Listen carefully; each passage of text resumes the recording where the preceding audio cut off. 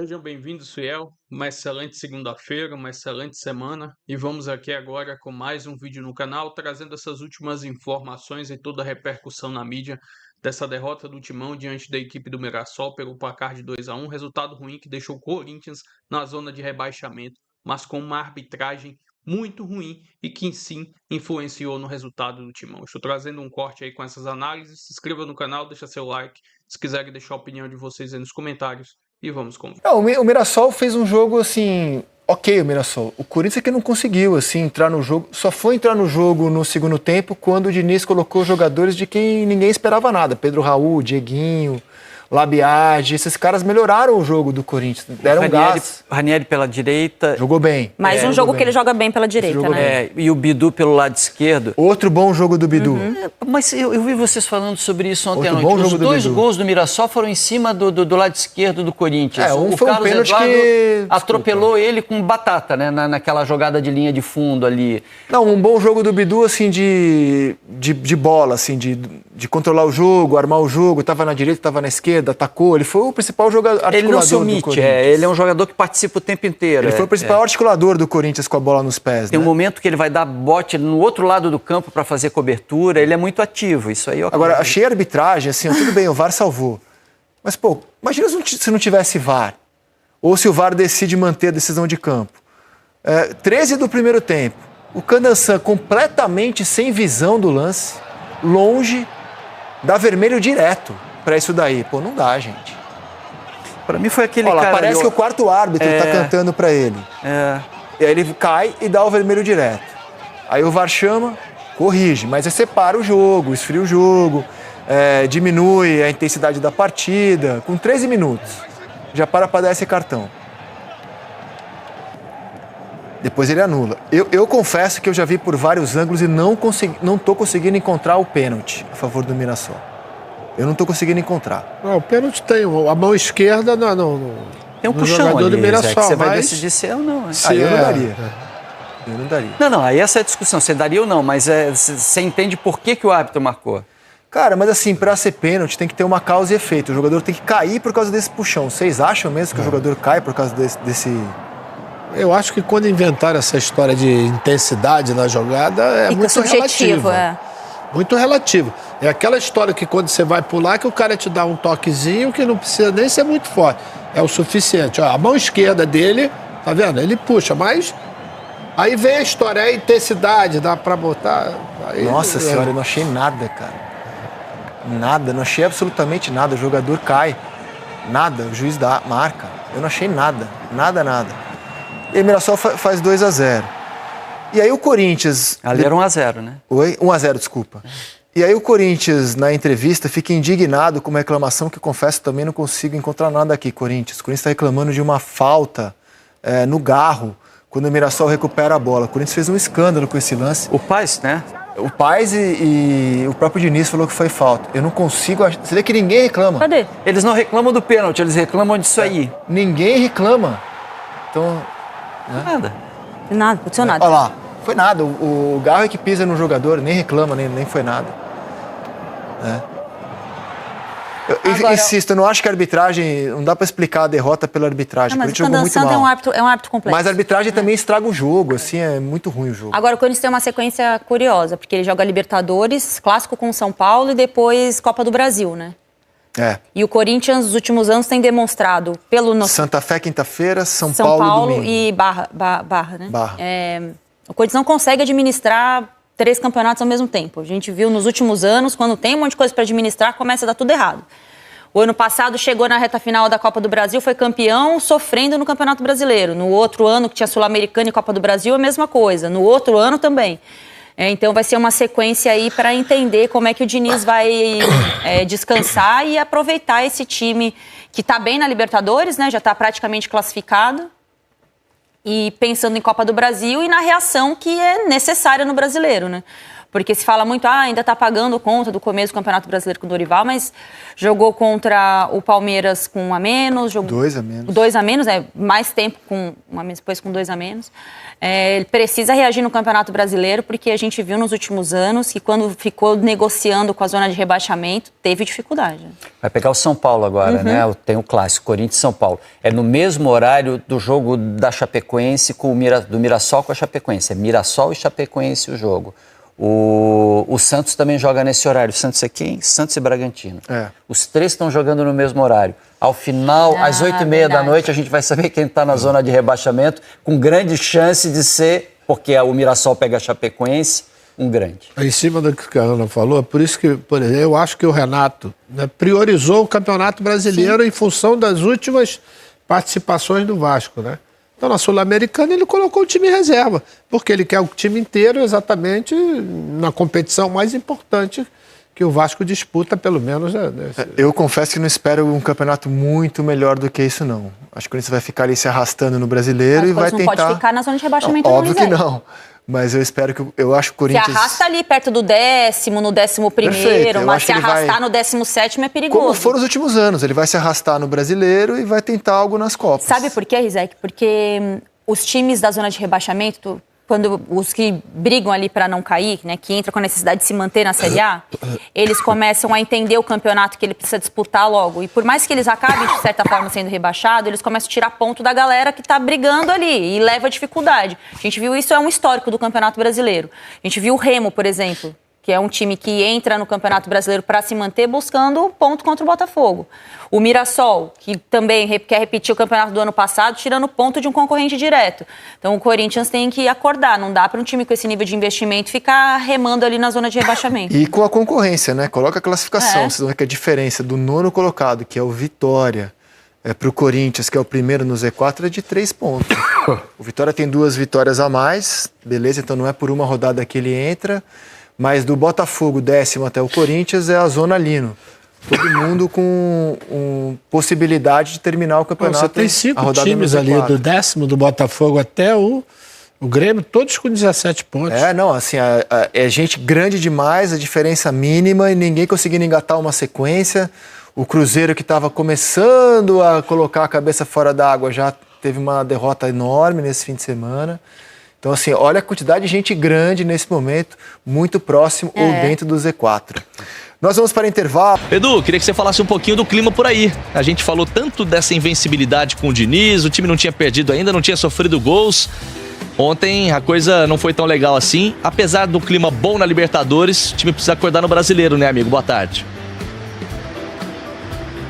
É isso, Vini. Muito boa tarde pra você, a todo mundo que nos acompanha. Hoje o trajeto foi tranquilo. Eu acho que não foi tranquilo o trajeto dentro do ônibus do Corinthians, né? Porque, como você bem disse aí, o Corinthians no Brasileirão tem oscilado muito. Então, a primeira derrota do Fernando Diniz ontem pro Mirassol foi com um gosto muito amargo, porque o time entra na zona de rebaixamento do Brasileirão. E aí já começa a acender um alerta aí pros pontos corridos, que é um problema, muitas vezes, dos times comandados pelo Fernando Diniz. E o Corinthians não vai querer essa armadilha nesse momento em que a equipe está muito bem. Antes da gente falar da Libertadores, só, Vini, vale citar a reclamação do Corinthians, né? O clima aqui é de muita consternação pelo que aconteceu ontem. O Corinthians acredita que foi prejudicado por algumas tomadas de decisão da arbitragem, principalmente no pênalti, né? Teve reclamação também numa falta gerada no início do lance do segundo gol. E o Marcelo Paz disse, né, depois da partida, que vai fazer uma reclamação formal à CBF. Toda segunda-feira tem um bate-papo entre os clubes e a confederação. E nessa reunião, que o Paz não vai estar presencial, porque o Corinthians já viaja hoje para a Colômbia, ele vai mandar uma reclamação, porque quer algumas explicações dos erros de arbitragem que o Corinthians considera que foi prejudicado.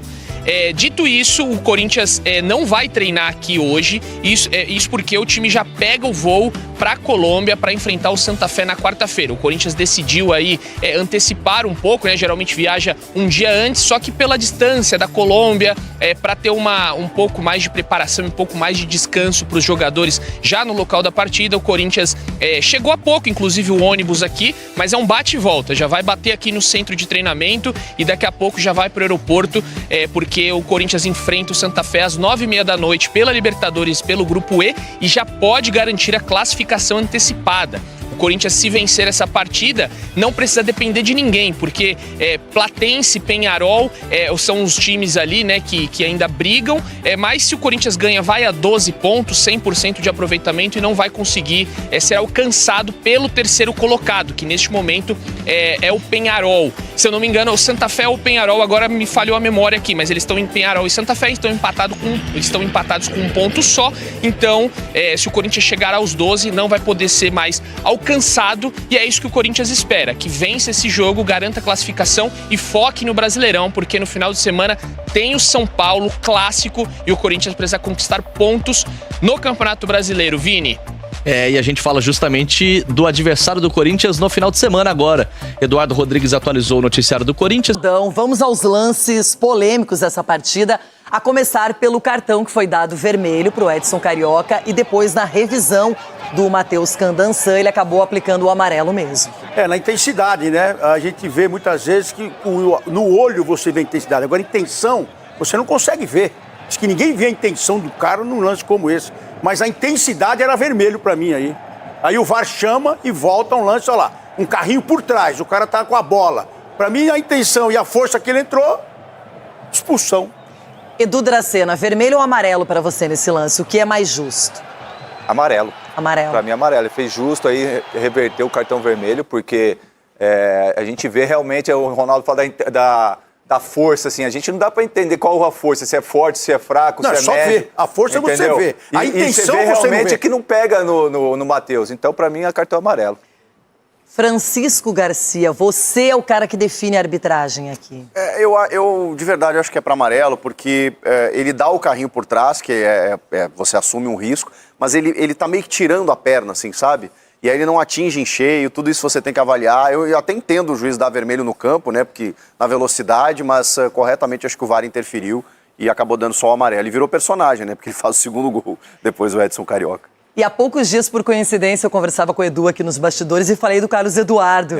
E o Edu jogou com ele no Palmeiras e comentamos, falei, tá no Mirassol. E aí ele acabou sendo o protagonista do lance do pênalti, porque ele sofreu o pênalti que foi marcado pela arbitragem e, ao mesmo tempo, ele converteu a penalidade. E aí, Edu, pra você esse lance, foi pênalti ou não? Talvez seja a reclamação mais ostensiva do Diniz.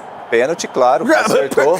Acertou o pênalti, claro, realmente ele toca. O Bidu pega no braço ali, ó. Olha lá. Então foi por baixo, né? Porque tinha uma dúvida, foi por cima também. Onde você quer, Ronaldo? Qual o pênalti? Embaixo ou em cima? Então vai ter que dar pra todo mundo esse tipo de lance. Então, pra mim, pênalti sim. Porque no escanteio, o que mais lance tem isso aí. E o Carlos Eduardo bateu muito bem diante de um melhor pegador de pênalti, que é o Hugo. E aí, Ronaldo, pra você? E aí colocaram uma arbitragem pra tirar todo o que o Diniz fez até agora. Porque o Corinthians se incomoda. A verdade é essa, o Corinthians incomoda. E se for dar um lance desse, vai ter que dar pênalti em todos os jogos. Porque no escanteio tem esse negócio de vai aqui, porque é contato. Agora, a intenção que a gente percebe aí é de tirar o que foi feito pelo Diniz. Mas como você falou que antes a intenção a gente não percebe, agora percebe? Você falou que no cartão não percebe a intenção. Porque a intenção é essa. Porque o Corinthians estava sem tomar gol até agora. Aí tem pênalti, tem um monte de coisas que aconteceram. Faltas que era só para um lado, cartões para um lado. O Corinthians não jogou bem, perdeu, pô. Não, isso é verdade também. Então. Se joga melhor, atropelava. Na arbitragem? Só que a arbitragem, ela é tendenciosa sempre para o Flamengo e sempre para o Palmeiras. Entendi. É isso. E o Corinthians tem que abrir o olho, porque se falar alguma coisa, aí será punido ainda. Todo mundo pode falar da arbitragem, menos o Corinthians. Francisco Garcia, hoje está trabalhando bastante. Pois é. Eu, de verdade, não acho um lance tão claro assim, como disse o Edu. Acho que é um lance bem discutível. Acho que se o Candançan não marca no campo, penso que o VAR não interferiria. Acho que é um lance muito do campo. Mas como ele entende como pênalti, aí o que eu tenho que avaliar? Houve contato. Acho que o Bidu foi imprudente com aquela mão no peito primeiro. E depois ele chega deslocando o Carlos Eduardo no quadril. Então, pra mim, eu acho que tem a penalidade. Quando ele desloca embaixo em cima e no quadril. E ele usa aquela mão. Eu não acho que é um lance tão claro assim pra você marcar. É um lance muito do feeling do árbitro. E como tem contato, acho que o VAR acerta em não interferir, respeitando a decisão de campo. Eu acho que tem pênalti pela imprudência do Bidu. Tudo bem, então aí gerou o primeiro gol. No segundo gol do Mirassol, o gol do Edson Carioca, que não foi expulso, ficou com amarelo. Muita reclamação do Corinthians nesse lance aí, que o Garro teria sofrido essa falta. Primeiro lugar, a pergunta é essa, foi falta, minha gente? E aí, Ronald? Pra mim teve um pisão aí. Teve um pisão no Garro e o juiz próximo ali não dá falta. E o VAR tem que chamar, porque é o começo do lance, olha lá. Aí sai o cruzamento. Então ali, pra mim, teve mais um erro da arbitragem. Edu Dracena. Renata, eu tô na dúvida ainda realmente se houve o pisão, se realmente pegou assim, entendeu? No Garro. Então eu acho que... Então vê, dá uma olhada aí. Não, acertou. Dá uma olhada. Se você tá na dúvida, dá uma olhada. Essa imagem pra mim não foi nada. Tá longe, ele se jogou. Né? Ele se jogou e acertou o árbitro. Mas eu fico com a declaração do Chico dada agora há pouco aqui, que o Klaus pode. O Klaus é o Klaus, então ele pode. Mas não era o Klaus. Não era o Klaus. Não era o Klaus. E ele não deu a falta também. Não é que o Klaus pode. É que o Klaus, ele tem essa autonomia, o VAR dificilmente discorda dele. Bom, primeira coisa, isso aí é a origem do gol, tá? Se você analisar que é falta, você tem que anular o gol, porque dali sai imediatamente o gol do Mirassol. Agora, os corintianos vão ficar bravos comigo hoje. Não teve pisão? Porque eu acho que tem o pisão do Shailon, mas aí o Garro procura a perna do Shailon. Não, aí... Ele tropeça na perna do Shailon e imediatamente ele levanta. Foi nada, ele pisado e ele procura de verdade, eu não vejo esse pisão. Eu vejo o Garro, ele usando essa perna do Shailon, caindo e imediatamente ele usando o pisão pra cair. Essa foi eu não achei falta, não. E vou trazer aqui agora mais algumas informações desse próximo jogo do Timão, nesta quarta, às 21h30, contra a equipe do Santa Fé, lá na Colômbia, pela Libertadores, com transmissão da TV Globo e também do Paramount Plus. Estou trazendo aqui a classificação do grupo do Corinthians na Libertadores. Corinthians 100%, 3 jogos, 3 vitórias, seguido do Platense, que vem na segunda colocação com 6 pontos, e o adversário dessa rodada, que é a equipe do Santa Fé, é o lanterninha ali do grupo, 3 jogos, nenhuma vitória, 1 empate e 2 derrotas. Estou trazendo aqui agora um recorte dos últimos 5 jogos da equipe do Santa Fé, e aí está o Campeonato Colombiano e também a Libertadores. Desses últimos 5 jogos são 3 vitórias e 2 derrotas. O último jogo que eles fizeram neste domingo contra a equipe do Inter de Bogotá, jogando em casa o Santa Fé, venceu pelo placar de 3-1. Já aqui do lado também tem a classificação da equipe do Santa Fé no Campeonato Colombiano, é o 7º colocado da competição, em 19 rodadas, somou 29 pontos. Estou trazendo um recorte aqui dos últimos 3 jogos da equipe do Corinthians diante da equipe do Santa Fé, 2 vitórias do Timão e 1 empate. Lembrando, eles já se enfrentaram nessa Libertadores, o primeiro jogo foi dentro da Neoquímica Arena e o Timão venceu pelo placar de 2-0. Enfim, jogo importantíssimo aí para o Corinthians, que se vencer a equipe do Santa Fé, estará classificado para as oitavas de finais da Copa Libertadores e fica muito bem encaminhado também essa primeira colocação do grupo. Vamos ver como o Fernando Diniz vai preparar a equipe para esse jogo. Se inscreva no canal, deixa seu like, se quiserem deixar a opinião de vocês aí nos comentários e até o próximo vídeo. Valeu, filho.